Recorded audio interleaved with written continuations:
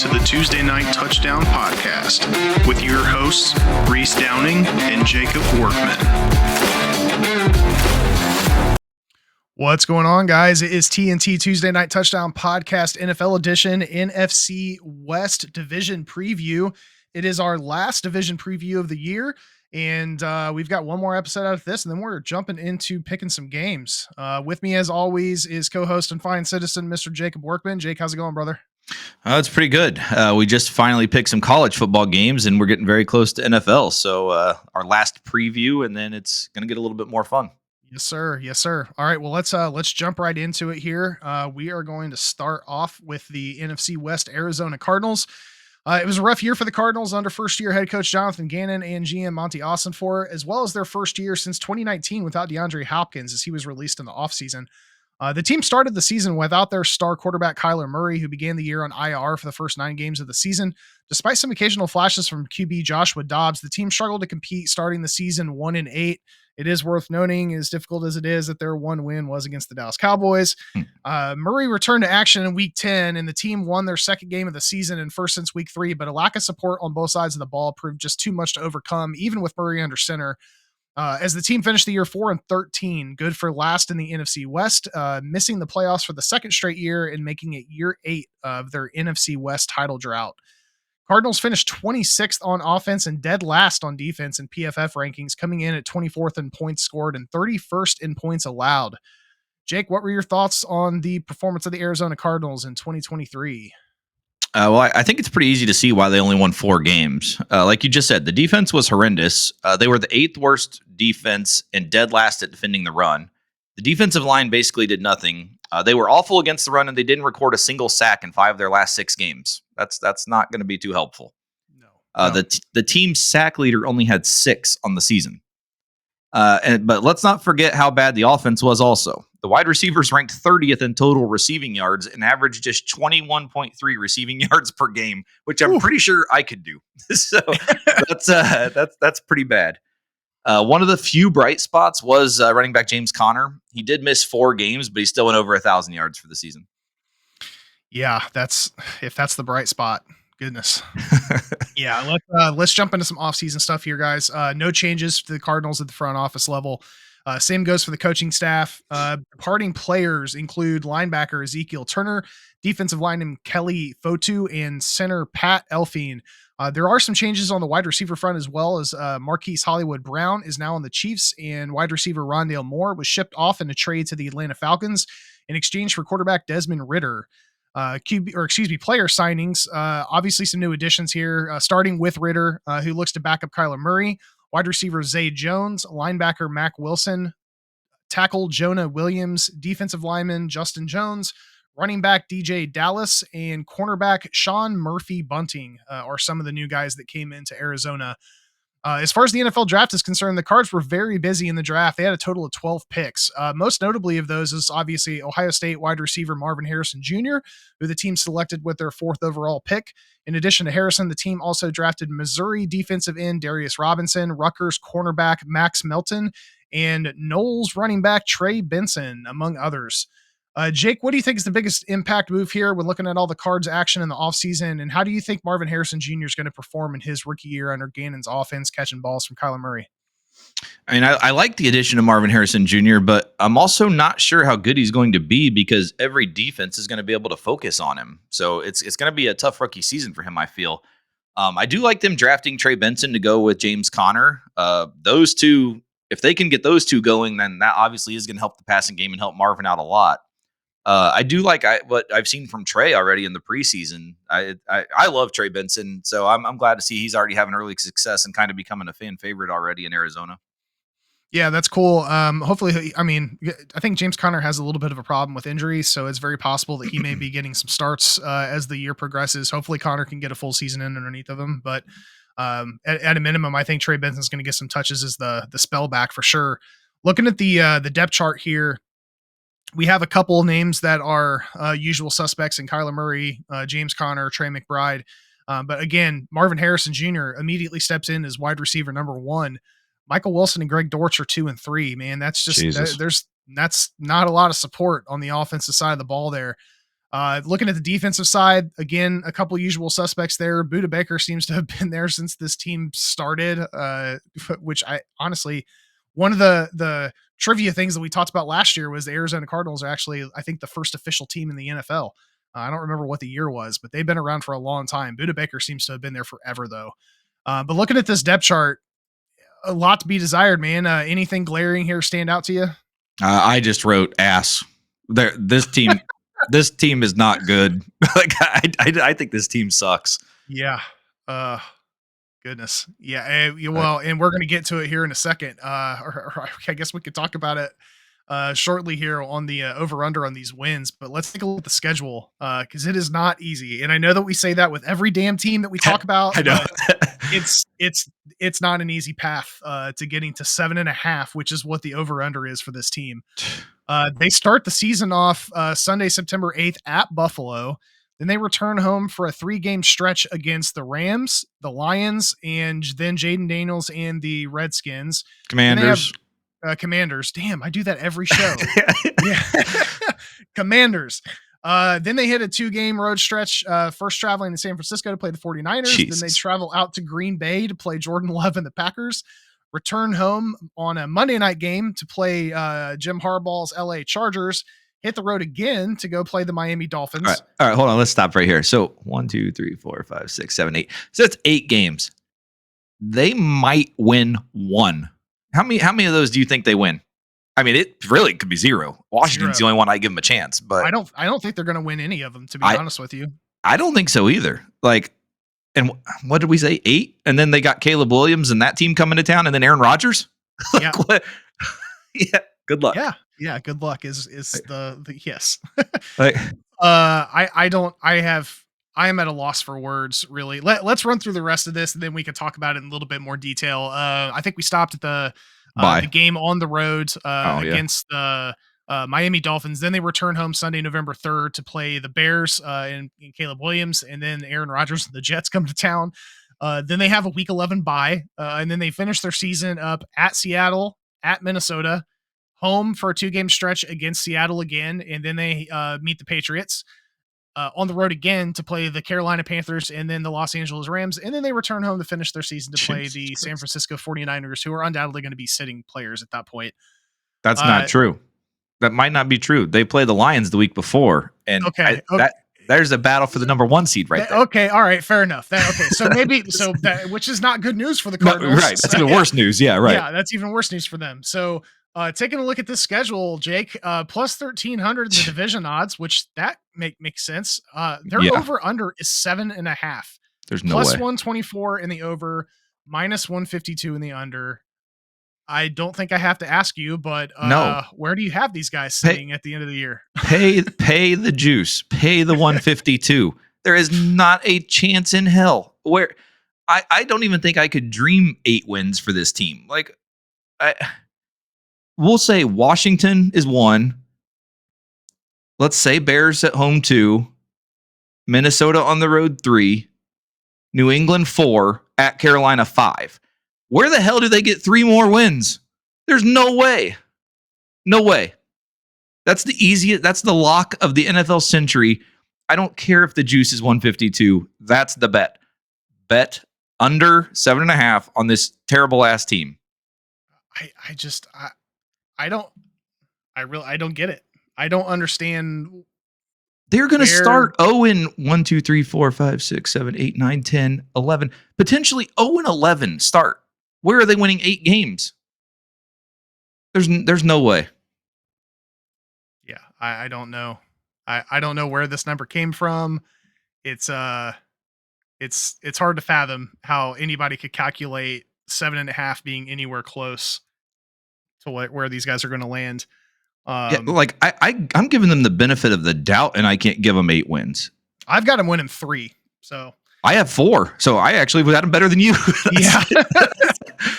I don't know. I don't know how they get to 8. I mean, there's a reason it's minus 152, but I would gladly pay that juice because there is no way in hell. Yeah. I don't get it, but we'll see. It is the NFL. Stranger things have happened. All right. Let's move on to the next team here, Seattle Seahawks. It was an up and down year for the Seattle Seahawks in 2023 in their first season since 2009 without Dave Canales and what would be the last one with Pete Carroll as head coach. The team started off strong, winning 6 of their first 9 games, kicking the season off at 6-3 through the first 10 weeks and collecting wins, both over some softer teams like the Panthers, Giants, and Cards, as well as some tougher opponents like the Lions and the Browns. The back half of the season did not go the same way, however, as the team had a tough run of their schedule and went on a 4-game losing streak, losing to the Rams, Cowboys, and Niners twice. Not helping the situation was the loss of Kenneth Walker, who injured his oblique in the first quarter of the Rams game and was out the following 3 losses. That brought the team to 6-7, and although they did go on a bit of a run, winning 3 of their last 4 to finish the season at 9-8, it wasn't enough as the team missed the playoffs for the second time in 3 years. Injuries to Walker, Geno Smith, DK Metcalf, Devin Witherspoon, and others obviously didn't help the situation. They also didn't perform well against better teams, as in the 11 games that they played against teams with a winning record, they went 3-8. Interestingly enough, the team did finish 11th on offense and 14th on defense in PFF rankings, but finished 17th in points scored and 25th in points allowed. All of this would lead to January 10th, when after 14 years, Pete Carroll was relieved of his duties, transitioning into an advisory role within the organization. Jake, thoughts on the performance of the Seahawks in 2023? Yeah, you mentioned some of the injuries there, and then also the injuries on the O-line really messed with the team all year. I mean, it showed a really lack of depth they have on their O-line. The run defense was also a huge issue. In the last 3 games, they gave up 570 rushing yards. I guess a little bit to their credit, they played a very tough schedule. 10 of their games were against teams with double-digit wins. Like it's a pretty insane schedule. So for all the injuries they had and to still finish just outside of the playoffs, I mean, I'll give them some credit. It was decent, probably a better season than most people expected. For sure. All right, so let's move into the offseason stuff here, guys. No major changes to the front office, but there were plenty of changes to the coaching staff. Obviously, starting at the head coach position, the Hawks tapped Baltimore Ravens defensive coordinator Mike McDonald to replace Pete Carroll. Both offensive coordinator Shane Waldron and defensive coordinator Clint Hurt also moved on, and McDonald chose what now? That's my name. That's the guy we talked about earlier. Oh yeah, Clint Hurt. Old Clint Hurt. That's Hurt. So McDonald chose Washington Huskies offensive coordinator Ryan Grubb as the team's OC and Cowboys defensive line coach Aiden Durde as the team's new defensive coordinator. In addition to those hires, McDonald also picked former Bears Super Bowl winning cornerback and multi-team NFL coach Leslie Frazier to serve as the team's assistant head coach. Player departures, a lot of movement in the offseason for the Seahawks. Linebacker Bobby Wagner, tight end Colby Parkinson, QB Drew Lock, center Evan Brown, guard Damian Lewis, and linebacker Jordan Brooks all moved on. New additions include tackle George Fant, linebacker Jerome Baker, defensive tackle Jonathan Hankins, guard Laken Tomlinson, defensive tackle Leonard Williams, and linebacker Tyrell Dotson. In this year's draft, the Seahawks had 8 picks. Starting with their round 1 selection, Seattle picked Texas defensive tackle Byron Murphy. Other draft picks include UConn guard Christian Haynes, UTEP linebacker Tyrese Knight, and Michigan tight end AJ Barner, among others. Jake, biggest impact move here when looking at all the Seahawks action this offseason, and how do you think this team is going to look differently transitioning from Big Balls Pete to Mike McDonald? So to me, this is going to be a little bit of an interesting choice for biggest impact, but I'm saying Ryan Grubb to run the offense. I love Ryan Grubb. Obviously, I've watched him with Kalen DeBoer. I've watched him with Jeff Tedford for the last few years in college football. I absolutely love the offensive system that he's ran with Kalen and Jeff. Seahawks fans are going to absolutely love this offense. It's going to be much more entertaining. They've got weapons all over the field. So, I mean, I think he's going to come in and I think he's going to make some very good changes there. The only thing I wish they would have done would be help the O-line maybe just a little bit more. I do feel like it might still be a little weak. It will be interesting to see also how the players respond to Mike McDonald, as Pete has always been a player's coach and someone that the players have always respected with the way that he does everything. Pete's more of like a very relaxed, have fun type guy. And I'm not sure if Mike McDonald's going to be that way, but I can guarantee he's not like Pete. Pete was one of the loosest, always have fun, make things competitive. Like, players loved playing for Pete Carroll for that reason. Yeah, for sure. It's going to be a definite transition for this team, but maybe a little bit of discipline will get him an extra couple wins. We'll have to see. When we're looking at the depth chart here, polar opposite for the Arizona Cardinals, especially when you look at the wide receiver room. Geno Smith, obviously, still QB1. They got Kenneth Walker there. Hopefully he can get a full season underneath of him. DK Metcalf, Tyler Lockett, and Jackson Smith and Jigba is a hell of a three spot for the receivers. Tight end Noah Fant is a decent tight end. They did add Laken Tomlinson on the offensive line, but obviously you talked about how there's, potentially a little bit of gaps there that they could have improved upon. Looking at the defense, Leonard Williams, Jonathan Hankins, both of those guys are going to be new to the system. Jerome Baker, and you start to look at some of the secondary here, and they definitely have some new names there as well, especially if you look at some of what the Seahawks defenses have looked like over the past few years. Anything particular stick out to you here when looking at the depth charts? Just kind of what we talked about. I really like the offense. Like I said, just really wish the O-line would have been a little better. Defensively, there's not a lot of big names, but I mean, we'll see what Mike McDonald can do with the D. That's what he's there for. One thing I do want to throw in is I still really wish this team would have drafted Michael Penix and get Geno out of there, have Penix the starter. This would have, I would have had to root for this team. Like, if you'd have given me Penix and Grubb together with the way that this offense is going to look, it would have been awesome. Yeah, watching Penix with these three receivers would have been a blast too. Yeah. I hit that. That Falcons pick still is mind blowing to me, but. All right, Yeah. let's take a look at the schedule here. Starting off the year, they are playing at home Sunday, September 8th against the Broncos. Then they hit the road to play the Patriots, come back home for a game to play the Dolphins, hit the road again to travel to Motor City to play Dan Campbell's Detroit Lions, and then they come home for a 2-game stretch, first to play the Giants, and then they are hosting the San Francisco 49ers on Thursday Night Football. Which is a hell of a game for a Thursday night game. Their next game is Sunday, October 20th, and they are playing at Atlanta. Come back home for a 2-game stretch, first to play the Buffalo Bills and then the Rams before their Week 10 bye. And then they finish the season how the remainder of their games, they've got 5 of the 8 are on the road. So it's a little bit of a tough stretch to finish the season. At San Francisco, home against the Cardinals, 2-game stretch on the road, first against Aaron Rodgers and the Jets, and then again against the Arizona Cardinals, back home for 2 games to play Jordan Love and the Packers, and then the Minnesota Vikings, and then on the road again to play Caleb Williams and the Chicago Bears, and then finishing off against Matthew Stafford and the Los Angeles Rams in LA. Taking a look at this team here, plus 700 on the division odds. I don't know how, but they are also at 7.5 in the over under, minus 138 in the over, and plus 112 in the under. Where do you have these guys sitting at the end of the year, Jake? I wish I could bet my life on if Seahawks would win more games than the Cardinals, seeing how they have the same over under. Like, I don't know any amount possible. Like, there's no way in hell. Yeah. One game to note. I am really looking forward to their trip to Detroit on Monday Night Football. I don't know what it is, but I feel like we lose to Seattle every single time we play them.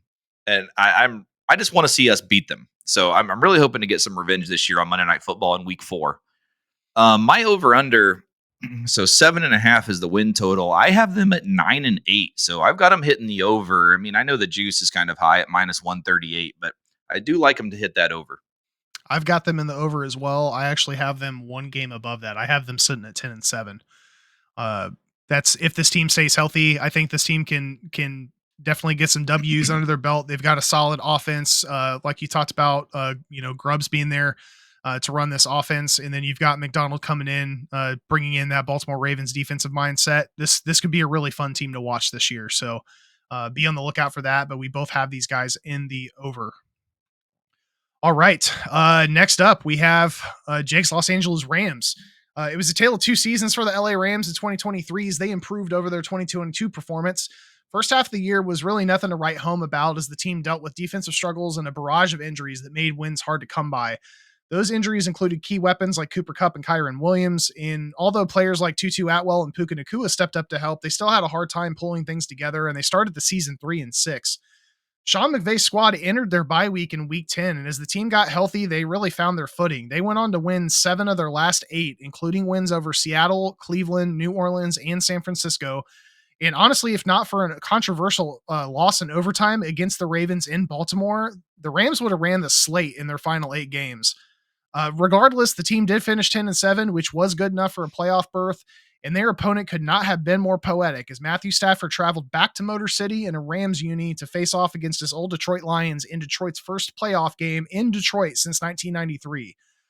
Fireworks were expected, and fireworks is what we got as the team traded scores throughout the game. The Fighting Dan Campbells proved just a little bit too much for LA to overcome, though, and the Rams lost the game 24-23 in the wildcard matchup.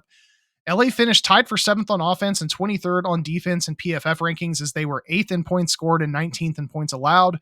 The year wasn't the ending the team wanted, but the ageless Matthew Stafford and the emergence of players like Puka Nacua and Kyron Williams leaves a lot to be excited about as this team moves into the new year.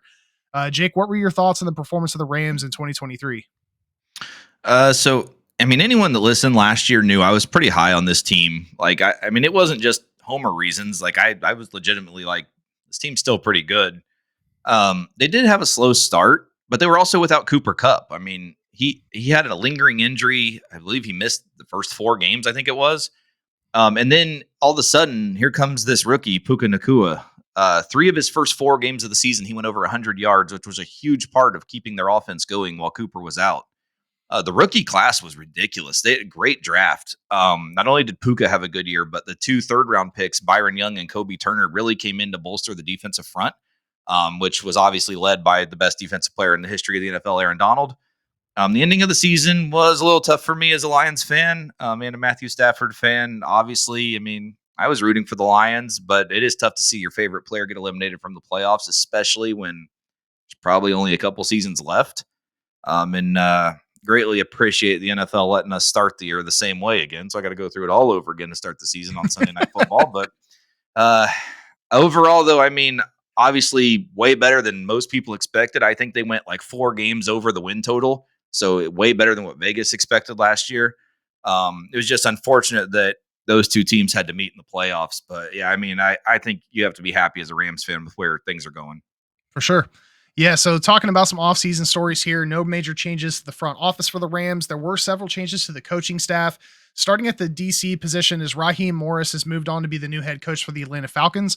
Morris brought with him passing game coordinator and QB coach Zach Robinson to be the Falcons' new OC, as well as Jimmy Lake, who is the Rams' assistant head coach and left to also join Morris in Atlanta as the team's new defensive coordinator. Most importantly, the DC role was filled in-house as the Rams promoted longtime Ram and most recently pass rush coordinator and linebacker coach Chris Shula as the team's new DC. That name should sound familiar to football fans as he is the son of Dave Shula, nephew of Mike Shula, and grandson of Don Shula, the legendary Miami Dolphins head coach. Notably for this podcast, Shula did get his coaching start in 2010 as an assistant linebackers coach with the mighty Ball State Cardinals. Player departures. Departing Rams starts with the heavy one. You just talked about him. Longtime Rams defensive tackle and future Hall of Famer Aaron Donald decided to hang it up, retiring after 10 seasons as one of the league's, if not the league's best defensive player. Additional departures include center Coleman Shelton and safety Jordan Fuller. The team also traded wide receiver Ben Skowronek in a 2026 7th-round pick to Houston in exchange for a 26 6th-round pick. Player signings, new additions include QB Jimmy Garoppolo and safety Cameron Curl, who steps into the strong safety position.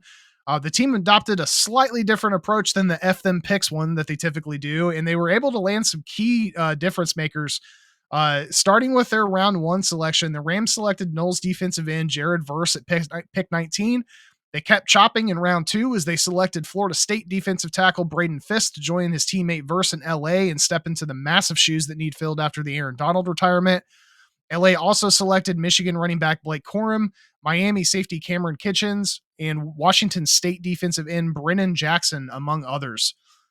Jake, biggest impact move here when looking at all the Rams action is if you already didn't love this team enough, how excited are you to have this Knowles defensive front in LA with Matthew Stafford? Yeah, I mean, as I talked about earlier, adding Kobe Turner and Byron Young last year, and now they lose Aaron Donald, but I mean, come on. How could they not have filled it any better? Jared and Braden staying teammates, which did lead to one of the most viral videos from the draft, is just awesome to see. I mean, those two are no bullshit. They're going to come in and they're both going to start right away.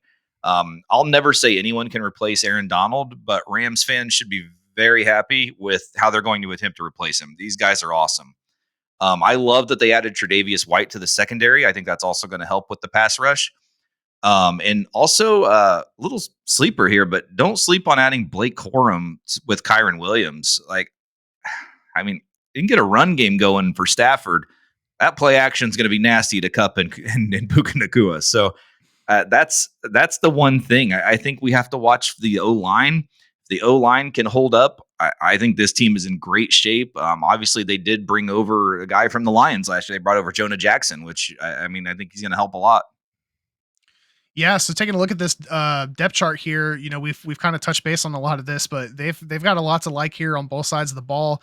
Stafford obviously returning for I don't even know how many years at quarterback, and you talk It's got to be like 14 or something. 14 or somewhere 15 around years. there. Yeah. And, I don't know if you guys saw this or not, but Caleb Williams was interviewed the other day, and they asked him who one of the best or one of the quarterbacks that he loves the most in the NFL. And Matthew Stafford was one of the guys that he named.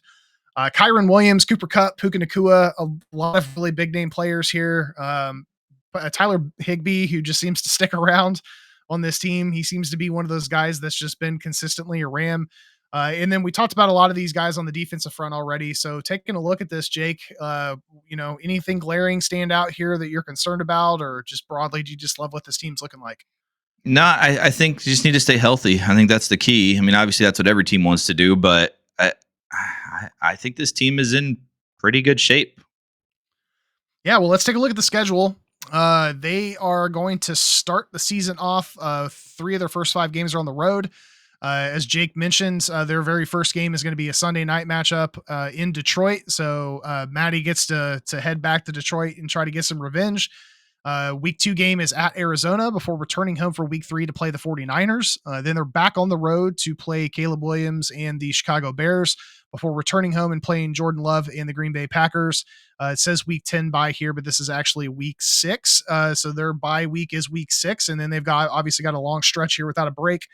They return Sunday, October 20th to play the Raiders at home, stay at home the following week on Thursday night to play the Vikings before hitting the road on Sunday, November 3rd to play the Seattle Seahawks, return home to play the Dolphins before hitting the road again to play the New England Patriots, come back home on Sunday, November 24th to play the Eagles before hitting the road again to play the Saints, back home to play the Buffalo Bills before a 2-game road stretch, first against San Francisco and then against Aaron Rodgers and the Jets before finishing the season off with 2 home games, first against Arizona and then against Seattle. Division odds here are plus 330. That's pretty favorable. Their win total is only one above the Cardinals, 8.5, minus 152 in the over and plus 122 in the under. Where do you have these guys sitting, Jake? Yeah, one benefit I would say for them is they only have 2 back-to-back road spots, and one is to start the season. So that's I think that's a little bit of an advantage for them. And also with them being on the road a lot so early, they do get to have a lot of home game. Well, they're fake home games in SoFi, but they are at least non-flight required games. We'll put it that way. There you go. But I actually have them 8.5 win total. I've got them at 10-7. So I've got them going over and hitting the minus 152 on the over. Okay. I actually have them a little bit higher than that. I have them sitting at 12-5. So there's a lot to like about this team. I think if these guys can keep healthy, and that's always the key, right? For any of these teams, but specific to these guys, because, you got Jimmy G is the backup here, right? So, that's a huge step down. We've seen Jimmy slide quite a bit since he left New England. If these guys can keep healthy throughout the year, Cooper Kupp, Puka Nacua, Kyron Williams, Blake Corum, and then this defense, I think there's a lot to like about this team. So I definitely would take these guys in the over. All right. Wrapping up the NFC West, we've got the San Francisco 49ers. It was a bit of an odd year for the San Fran 49ers in their run to the Super Bowl in 2023. The team started off 5-0, leaving them as one of only of the 2 undefeated teams remaining after week 5. The Niners hit a skid, however, and lost their next 3 games before heading into their week 9 bye. Sitting at 5-3, San Fran righted the ship, going on a 6-game winning streak and winning 7 of their last 9, finishing the year at 12-5 and clinching both the NFC West crown and the number 1 seed for the first time since 2019. With a first-round bye, the 49ers still would not have an easy path to the Super Bowl. Starting in the divisional round, the Niners ran into the red-hot Green Bay Packers, who were coming off a dominating win over the Dallas Cowboys in Dallas. It would take all 4 quarters for San Fran to get the W, but they did come out on top, beating the Packers 24-21. Their next game was the NFC Championship game against another red hot team, the Detroit Lions. The Lions came out on fire going into halftime with a 24-7 lead. The second half was just a completely different story. Huge play after huge play helped the Niners go on to score 27 unanswered. A costly fourth down conversion attempt instead of going for a field goal would prove to be the nail in the coffin for the Lions, as San Fran eventually secured a win 34-31, heading to the Super Bowl and what would be a rematch against the Chiefs back in Super Bowl 54. As we discussed in the AFC West preview, the Super Bowl would be a back and forth battle all the way to the end, leading to the second overtime game in Super Bowl history. Unfortunately for the Niners, they were on the wrong side of the final results as a late touchdown from Isaiah Pacheco sealed the loss, still unable to get past Andy Reid and the Chiefs. Looking at the totality of their season, the Niners were arguably the best team on paper. They finished first in offense and second on defense in PFF rankings, and third in both points scored and points allowed. Jake, thoughts on performance of the 49ers in 2023? Yeah, I mean, I don't have a lot to say about them. They were good. I will say that they have officially been added to my list of teams that I will hate for my whole life. Not sure where I ranked them with the 97 Marlins and the 2016 Cubs, but they're up there. So I will forever hold a grudge and hate that team. As a Cowboys fan, I love it. So it's something we can agree on. All right, let's move into some off-season stuff. No major changes to the Niners front office. There was one change in the top side of the coaching staff as Steve Wilkes was fired as the team's defensive coordinator after just 1 year on the job. In to replace him is Nick Sorensen, a Virginia Tech alum that played 10 seasons in the league as a safety and was promoted in-house after being with the team since 2022. Interesting note about Sorensen, he actually began his college career as a quarterback, but moved on from QB to safety in 1999 with the Hokies to make way for a talented incoming freshman that, Jake, you may have heard of in the name of Michael Vick. Yeah, you might have heard also he lost the national championship game. Who did he lose that to? I can't remember. Peter Warwick in the Knowles. That's right. That's right. Player departures. We're looking at tight end Charlie Warner, defensive end Chase Young, defensive end Cleveland Farrell, defensive end Randy Gregory, defensive tackle Javon Kinlaw, linebacker Oren Burks, wide receiver Ray McLeod, and QB Sam Darnold all found new homes. Free safety Tayshaun Gibson has also yet to sign with the team. Player signings, new additions include defensive tackle Jordan Elliott, defensive end Leonard Floyd, defensive end Yetur Gross Matos, QB Joshua Jobs, linebacker Ezekiel Turner, cornerback Rock Ya-Sin, wide receiver Robbie Chosen, and running back Matt Breida, to name a few. NFL draft, the Niners used their first round pick to select Florida Gator wide receiver Ricky Pearsall.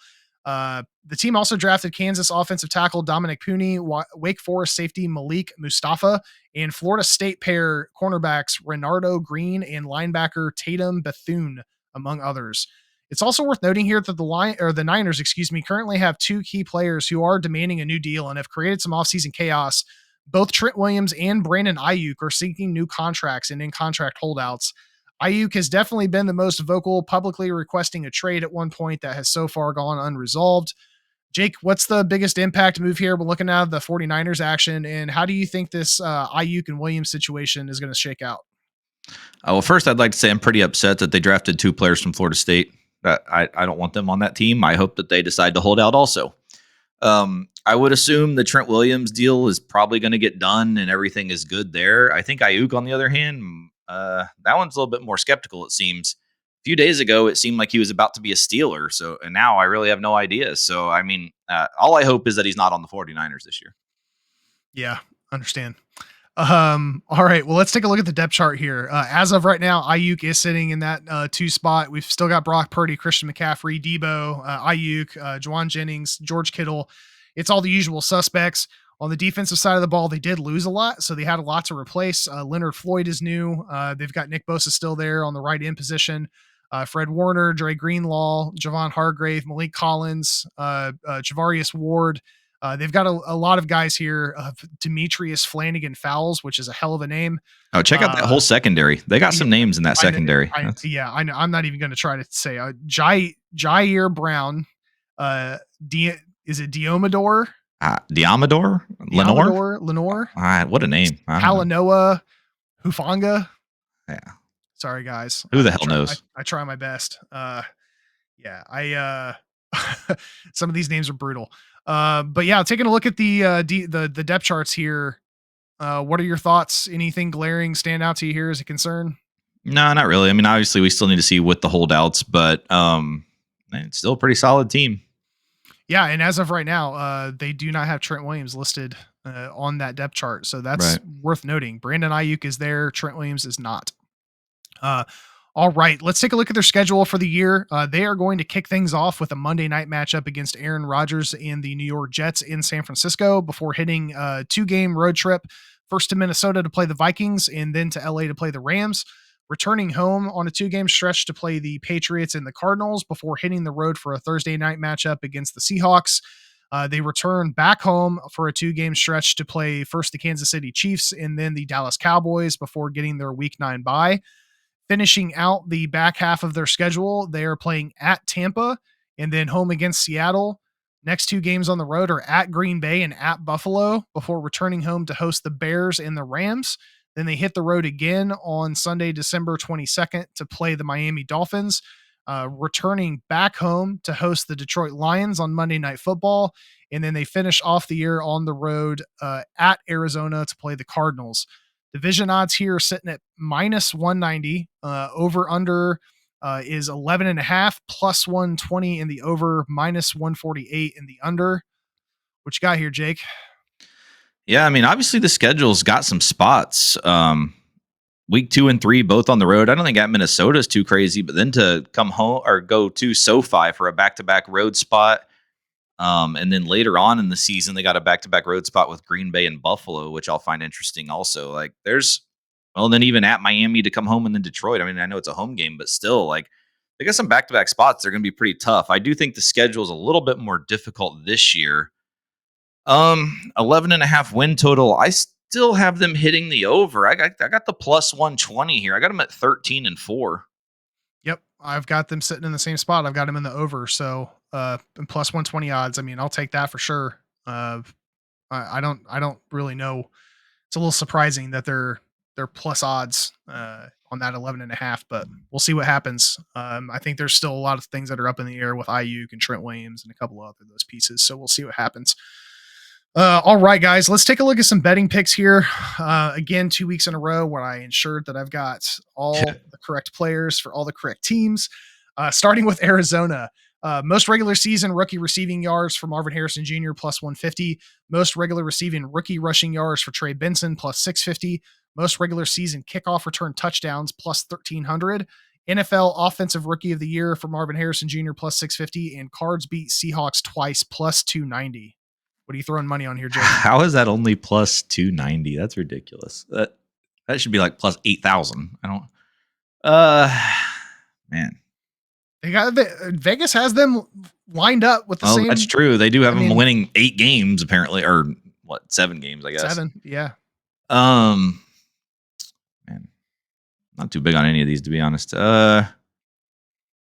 I knew Trey was going to get more than Connor, I would say Trey, but. Well, there's really not a lot of rookie running backs. I guess it's him and Blake Corum. And as long as Kyron stays healthy. Yeah, I think I'll go with Trey as the most rushing yards for a rookie. All right, yeah. I mean, the reason why I put this most regular season kickoff return touchdowns at the plus 1,300 is because those are the best odds of all 32 NFL teams. So a little interesting there, especially with the new kickoff setup. So we'll see what happens with that. Looking at Seattle, most regular season interceptions, Geno Smith, plus 1,000. 4,500 plus regular season passing yards, Geno Smith, plus 1,400. Most regular season rushing yards, Kenneth Walker, plus 2,800. 10 plus regular season receiving touchdowns, DK Metcalf, plus 290. And Seahawks make the playoffs, plus 184. I would say if there's anything I know about a Ryan Grubb offense, so I like the 10 plus receiving touchdowns for DK. But I also like the picks for Geno. So because they're going to be throwing the hell out of the ball, I think. Yeah. But I think for the sake of featuring a receiver, kind of how Rome Odunze was featured, let's go with 10 plus touchdowns. For DK? Okay. Yeah. All right. I think it may be a little difficult for him to get there just because he's got some steep competition in Waxon Jackson and Tyler Lockett. Honestly, I can see this being a wild card team. So I think that the safest pick here is probably going to be to make the playoffs at plus 184, but we'll see what happens with that. Moving on to the LA Rams, most regular season rookie rushing yards, Blake Corum plus 650. Most regular season rushing touchdowns, Kyron Williams plus 1,700. NFL Defensive Rookie of the Year, Jared Verse plus 1,000. Most regular season receiving yards, Puka Nacua plus 2,700. It is worth noting that he is slightly higher than Cooper Kupp right now. And then 5+ interceptions, Tre'Davious White plus 850. Yeah, I don't like Puka on that just because I think they're going to focus a little bit more on the run this year. So I think their receiving yards will be lower. Tre'Davious White at 5+ is interesting, but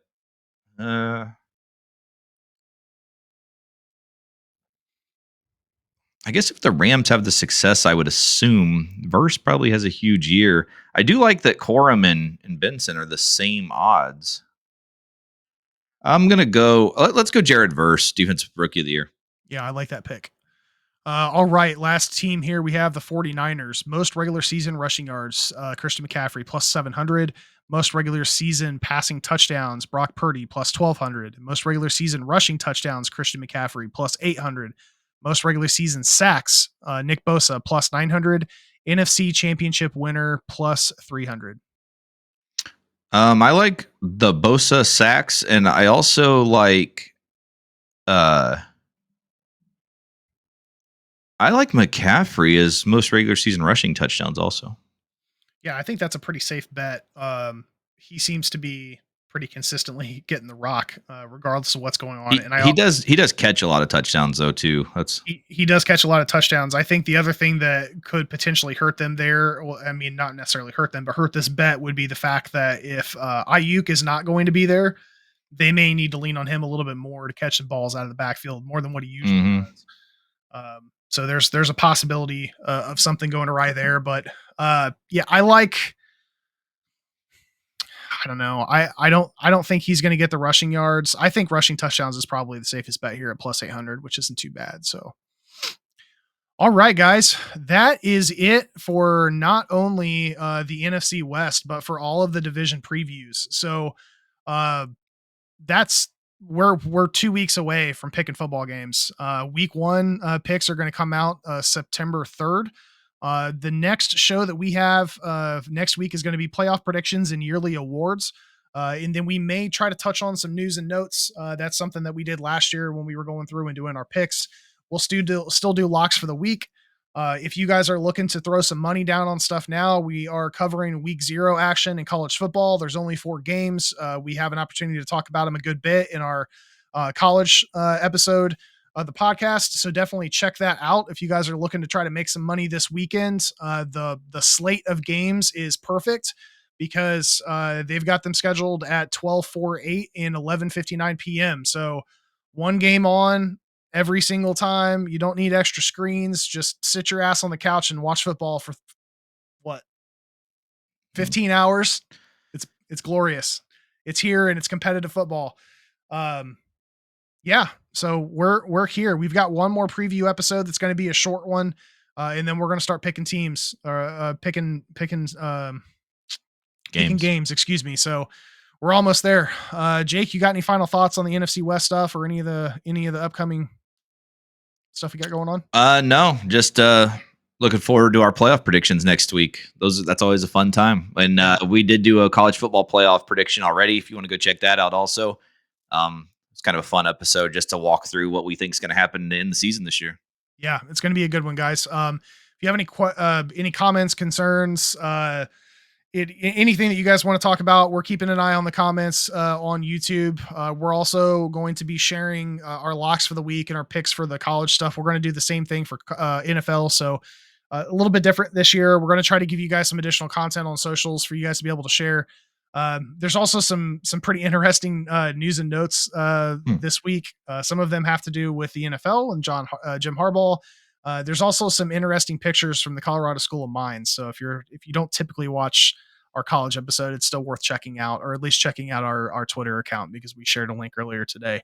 And if you would like to know what the hell the Colorado School of the Mines even is, or School of Mines, School of Mines. School of Mines. It's very important to drop that. Yeah. All right, guys. That is it for us.